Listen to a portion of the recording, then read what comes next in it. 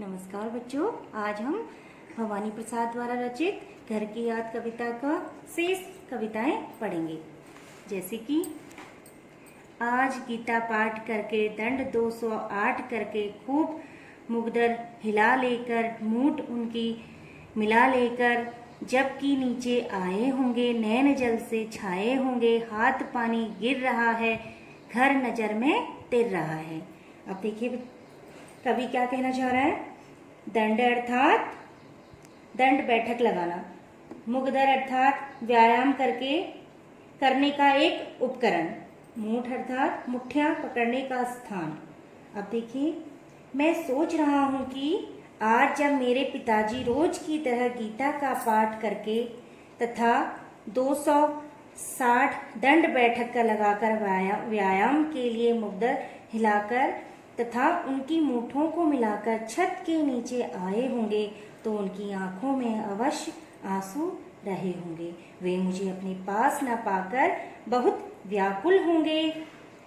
इस समय बरसात हो रही है, मेरी नजरों में मेरा घर परिवार तैर रहा है, मुझे सब सदस्यों की याद आ रही है। अब देखिए कवि अपने घर की जो दिनचर्या है उसको याद कर करके व्याकुल हो रहा है, परेशान हो रहा है। अपने जो उसके नित्य उसके पिताजी जो कार्य करते थे वह सब सोच के वह परेशान हो रहा है।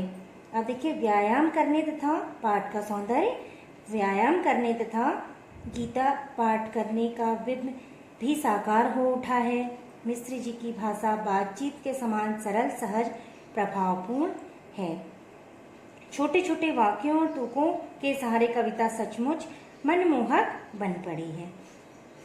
अब देखिए चार भाई चार बहनें, पूजा भाई प्यार बहनें खेलते या खड़े होंगे, नजर उनको पड़े होंगे। पिताजी जिनको बुढ़ापा एक क्षण भी नहीं व्यापा, रो पड़े होंगे बराबर पांचवी का नाम लेकर। अब पांचवा किसे कह रहा है कवि? अपने आप को, अर्थात कारावास में रहते हुए वह अपने आप को अपने परिवार में ना होने के लिए वह यह कह रहा है। क्षण अर्थात पल, व्यापा अर्थात व्याप्त हुआ या फैला। अब देखिए मेरे घर में मेरे चार भाई, कौन कह रहा है ऐसा?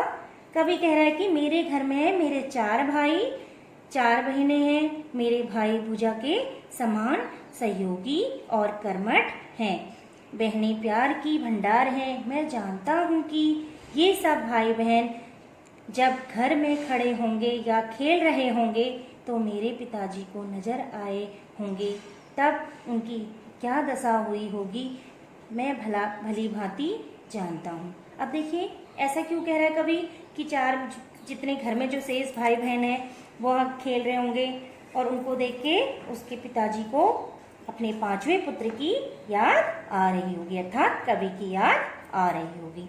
यद्यपि मेरे पिताजी की अवस्था बहुत बड़ी है, वे वृद्ध हो चुके हैं, किंतु उनका शरीर युवाओं की तरह पूर्ण स्वस्थ है। उन्हें बुढ़ापा की कमजोरी और बीमारियों ने छुआ तक नहीं। ऐसे मेरे पिता मुझ पांचवें पुत्र को घर में ना पाकर रो पड़े होंगे, वे मेरा नाम ले लेकर रो पड़े हुए होंगे।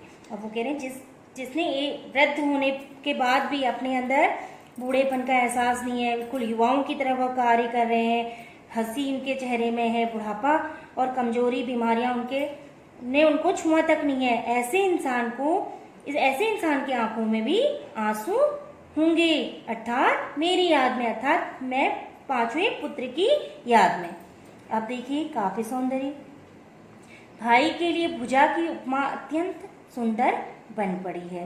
भाई भुजा में उपमा और अनुप्रास का संगम है। पिता के फफक कर रोने का बिंब अत्यंत सजीव है। मिश्र जी की भाषा बातचीत में समान सरल सहज प्रभावपूर्ण है। छोटे छोटे वाक्यों और तुकों के सहारे कविता सचमुच मनमोहक बन पड़ी है। पिता के स्वस्थ किंतु भावुक व्यक्तित्व का ज्ञान होता है। स्वस्थ तो है, अर्थात उन्होंने अपने बुढ़ापे को अपने ऊपर हावी नहीं होने दिया है, उसके साथ साथ वो क्या है?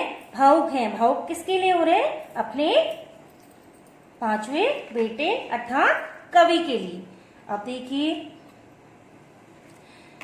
पांचवा मैं हूँ अभागा, जिसे सोने पर सुहागा।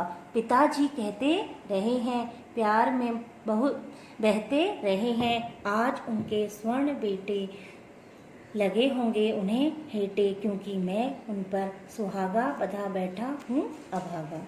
अब देखिए, अभागा अर्थात दुर्भागा। सोने पर सुहागा, किसी वस्तु या व्यक्ति का दूसरे से बेहतर होना। कहते ना हम, सोने पे सुहागा, ऐसा हुआ, सोने पे सुहागा हो गया, इतना तो अच्छा था और अच्छा हो गया। प्यार में बहना, भाव विभोर होना। छोटे स्वर्ण बेटे, योग्य बेटे, हेटे अर्थात छोटे, तुच्छ। अब देखिए, मैं उनका पांचवा भाग्यहीन पुत्र हूँ। अब कवि अपने को भाग्यहीन क्यों कह रहा है?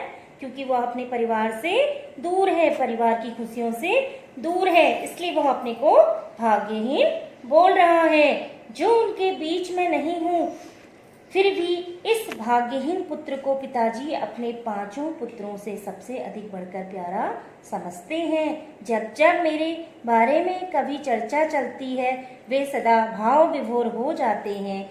आज उनके स्वर्ण के समान प्यारे बेटे भी मेरे बिना उन्हें अच्छे नहीं लगे होंगे। अब देखिए, जो अन्य भाई बहन हैं वह क्या है, अपने पिताजी के लिए स्वर्ण के समान हैं, तो वो भी उनको अच्छे नहीं लगे होंगे। क्यों? क्योंकि उनका पांचवा बेटा अर्थात कवि उनके साथ नहीं है।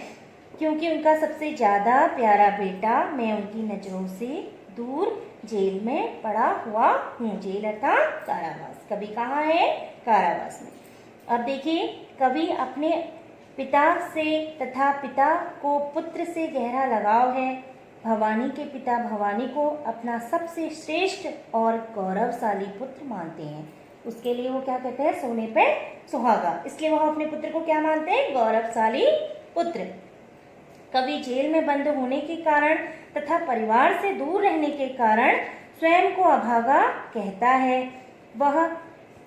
यह शब्द उसके परिवार प्रेम की परिचायक है, अर्थात सोने पे सुहागा। सोने पे सुहागा मुहावरे का कुशलता पूर्वक प्रयोग किया गया है। अब देखिए नेक्स्ट पोयम। और माँ ने कहा होगा, दुख कितना बहा होगा, आंख में किस लिए पानी, वहाँ अच्छा है भवानी। वह तुम्हारा मन समझकर और अपनापन समझकर गया है, सो ठीक ही है, यह तुम्हारी लीक ही है। पाँव जो पीछे हटाता, कोख को मेरी लजाता। इस तरह हो ना कच्चे, रो पड़ेंगे और बच्चे। अब देखिए कवि क्या कहना चाह रहा है। लीक अर्थात परंपरा, मर्यादा। कहते ना एक लीक में चलो, हम बोलते ना हमारी एक लीक होनी चाहिए, एक लीक में चलना अर्थात परंपरा। जो पाँव पीछे हटाना, कर्तव्य मार्ग से हटना, कोख को लजाना, माँ को लज्जित करना। अर्थात कोख को लजाना क्यों कहा गया है यहाँ पे? क्योंकि बच्चा जब जन्म लेता है वो कहाँ होता है? माँ की कोख में। तो वो कह रहे हैं कि माँ को लज्जित करना। कच्चे होना अर्थात कमजोर होना, भावुक होना।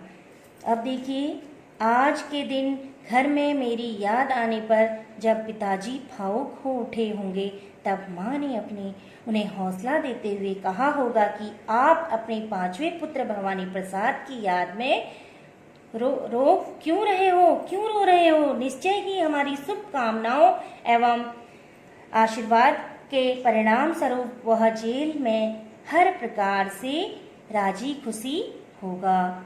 ऐसी चर्चा होते हुए भी मेरे अभाव में परिवार को बहुत दुख हो रहा होगा। अब यह सब उसकी माँ अपने पति को अर्थात कवि के पिता को समझा रही है कि हमारा आशीर्वाद, हमारी शुभकामनाएं उसके साथ है, वह वहाँ पे भी राजी खुशी होगा, सुखी होगा।